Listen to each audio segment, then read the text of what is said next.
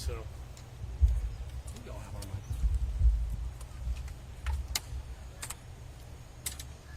I'm gonna give a little more. You good or? Yeah, I'll jump in a second. Thank you so much. Oh, no problem. Does everybody have everything situated they need it? Okay. A couple new faces here, so I'll go over my name again. Assistant Chief Michael Kovacev, K-O-V-A-C-S-E-V, St. Petersburg Police Department Assistant Chief.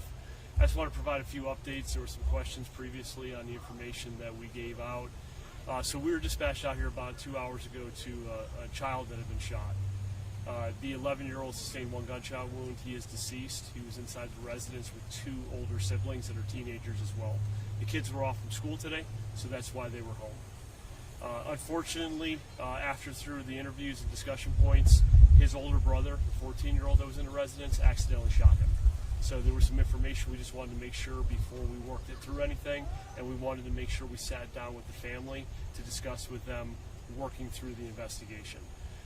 Through the interview, the 14-year-old advised that he had found the gun recently, and the family was unaware that it was inside the residence.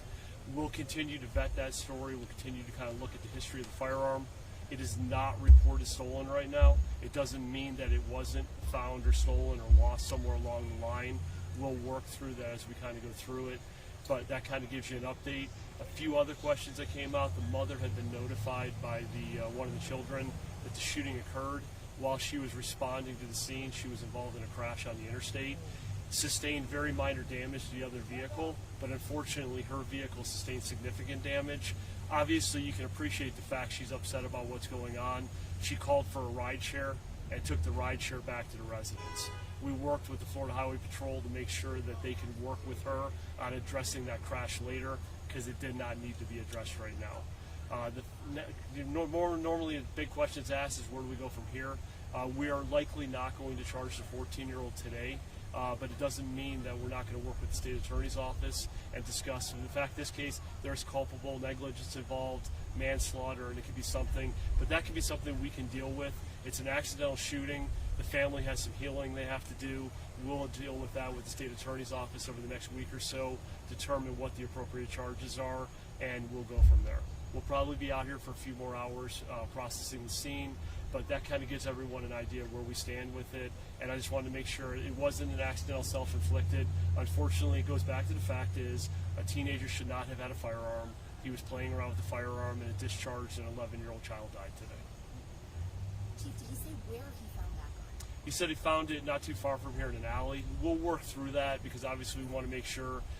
We have every reason to believe he's being forthright about everything, but we'll work back and try to see exactly where that came from and history on that firearm.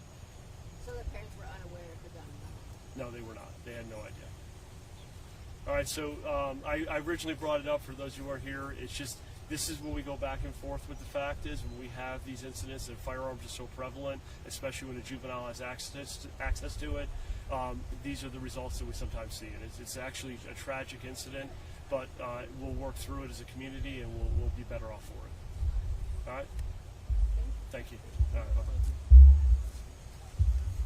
Is this the last update we can expect? Yes, yes. No problem.